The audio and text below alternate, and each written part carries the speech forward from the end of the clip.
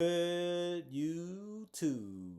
Quinn Wade comes out with that instant basketball analysis on the Analysis Playground on YouTube, exclusively on there forever. We're going to talk about how them Portland Trailblazers beat the Minnesota Timberwolves 108 to 104. A clutch three from Jeremy Grant came in at the right time. The Minnesota Timberwolves go to 3-1. You look at the Portland Trailblazers 35 and 36 and 17 and 20 on the road. The Timberwolves go to 43 and 28, 24 and 13 at home. Portland won the first quarter 33 to 28. Second quarter was won by Portland 35 to 31. Minnesota did win that third 27 to 19, but they lost the fourth quarter 21 to 18. Jeremy Grant ended up leading the Blazers with 26 points. He did a good job of driving to the basket and finishing, but he also did a good job of relocating and getting good open shots from three. He went 10 to 16 from the field, 4 of 9 from three, 2 of 2 from the free throw line. He had 5 rebounds, 1 assist, 4 turnovers, and 3 steals in the block.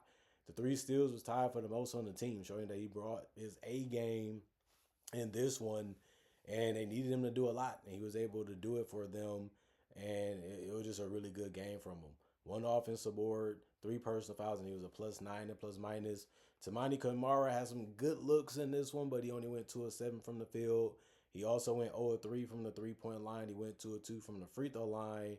He had 3 rebounds, 2 turnovers, and a steal, 3 personal fouls, and was a +3 and +minus.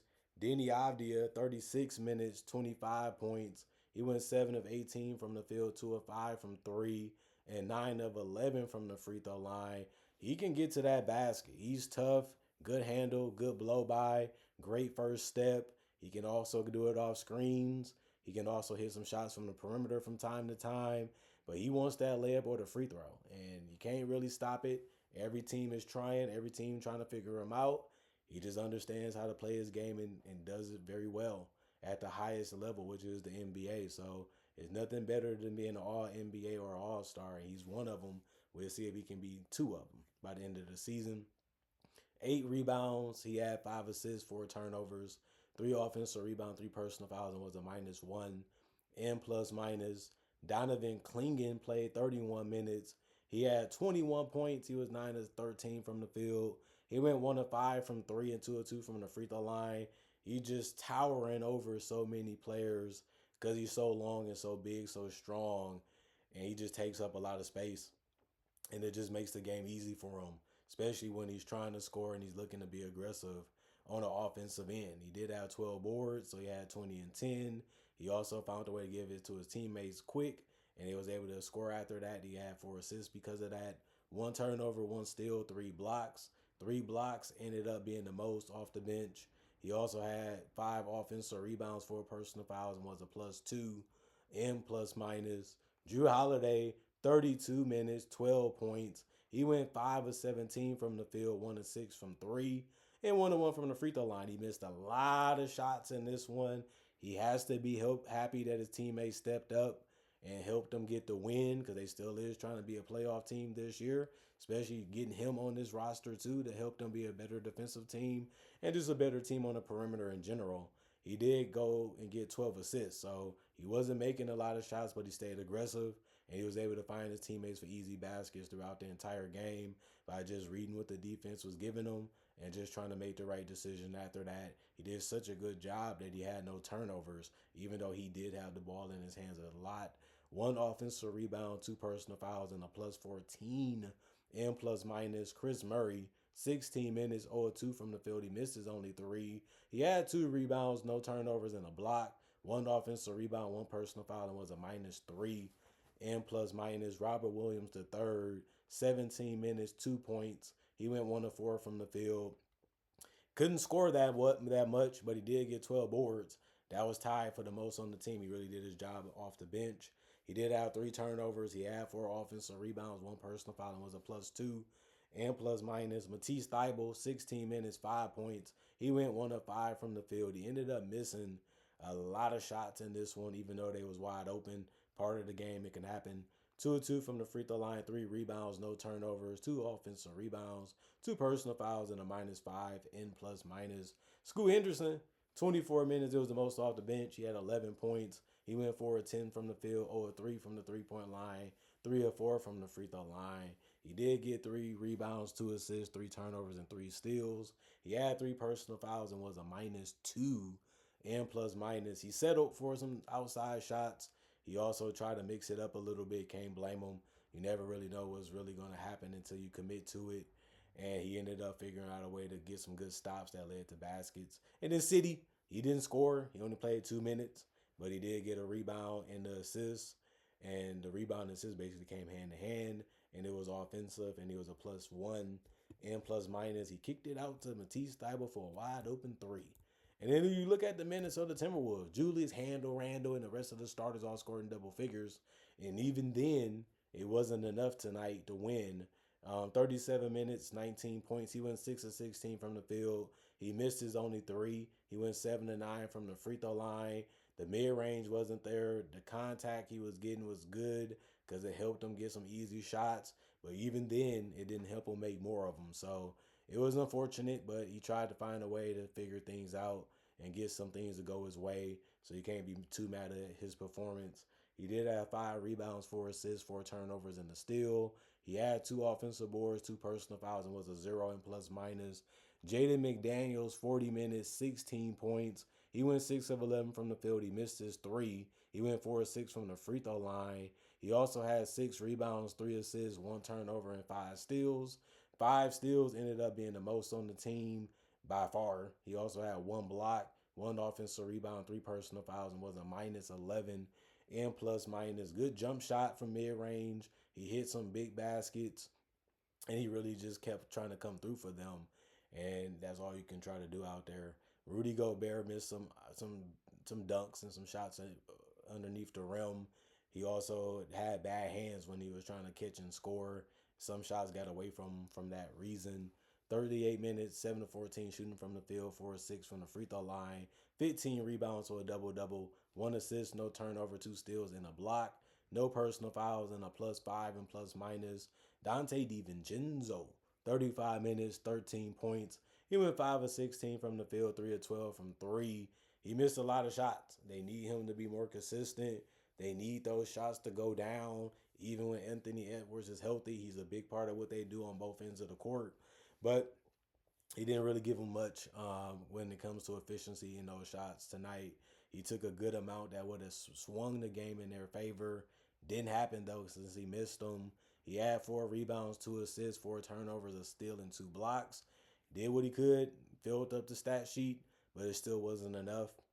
He had 4 personal fouls and was a -14. And plus minus, Desumu did a good job of attacking and trying to move without the basketball. He did go 3 of 6 from 3. He went 6 of 15 from the field because he didn't do a good enough job creating off the dribble to be able to knock down shots. He got the separation. He got the room that he needed. He just couldn't finish by putting it in the basket, showing you how hard it is to score in this league consistently. He did have 10 rebounds, so a double-double. He had 8 assists, so he ended up having the most on the team, and he was playing a dual role on the team, being a scorer, a playmaker, and a defender. He had 2 turnovers, 2 offensive rebounds, 4 personal fouls, and was a +11 and plus minus. Kyle Anderson, he drove to the lane and made a layup, and other than that, he went 2 of 2 from the free throw line, but he did finish 1 of 6 from the field. He also missed a 3. He had 2 rebounds, 2 assists, no turnover, and a block. 1 offensive rebound, 2 personal fouls, and was a +7 and plus minus. You like the shots that he was taking, just not the result.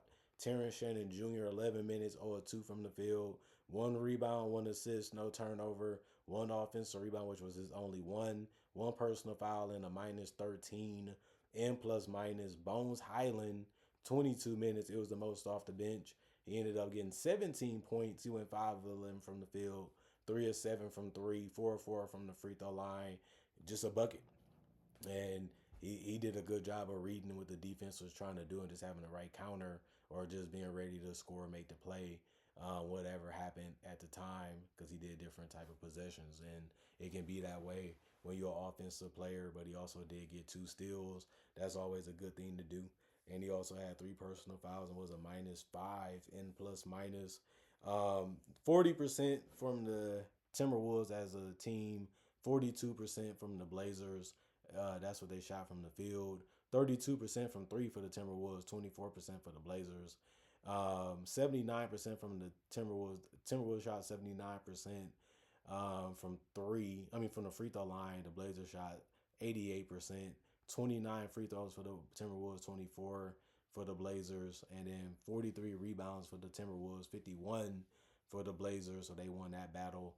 And then 21 assists for the Timberwolves, 25 for the Blazers, 13 turnovers for the Timberwolves, 11 for the Blazers, 11 steals for the Timberwolves, 8 for the Blazers, 5 blocks for the Timberwolves, 6 for the Blazers, 14 offensive rebounds for the Timberwolves, 18 for the Blazers, 29 defensive rebounds for the Timberwolves, 33 for the Blazers, and then 19 personal fouls for the Timberwolves, 22 for the Blazers. Um, Competitive game, went down to the last couple possessions. The Blazers were able to make theirs. The Timberwolves did a good job of making theirs up until that point, but they just ran out of time. And since that ended up happening, they ended up getting a loss. Great boards from the Blazers. They had to take some tough shots because the Timberwolves defense was decent on the perimeter, and they had to work for it even trying to get to the rim. But I just feel like they just ended up executing a little bit better than the Timberwolves down the stretch. And even though they had 17 turnovers, and even though they got stolen from a lot, they still figured out how to make the key baskets, and that ended up being something that they needed to do to pull away and win the game before the buzzer rang and was over. So Blazers, they trying to look at it like Golden State going down, Clippers going down. We have a chance to go up, and if we do, give us a better chance of making the playoffs. We're one of the toughest teams to really gauge because of the injuries and the things that they've been going through this entire season. Every team feels like they've been injured. Every team feels like they're not playing their best basketball just yet. So let's try to find a way to get our groove on a little bit before the season is over. And we'll see if the Blazers can get above 500, and we'll see if that's going to be something that benefits them if they can reach it. Because some people look at, I don't really want OKC, and some people look, I don't really want San Antonio. What? Well, can't get your cake and eat it too. That's something that we all know. That's something that we all have been accustomed to seeing in so many forms. But at the end of the day, they won this one. This was one that you look on your schedule and say, we got to get that one. No Anthony Edwards, no Nas Reed. So we got to get this one. And they got it done. It wasn't easy, though. It was a battle. And most of the time, it's going to be like that against teams that want the same thing as you. And they want to win. They want to be in the playoffs. They want a chance to win the title. You got to be in the playoffs to do those things. So they got the eye on the prize, just like the Blazers. And the Blazers was able to beat them today. But it was really good to see both teams compete at a high level against each other. Comment, like, subscribe, share. Hit the notification bell to get that analysis when it first come out. Y'all stay blessed up. Y'all stay good. Peace. And I'll see y'all later today, hopefully with more analysis.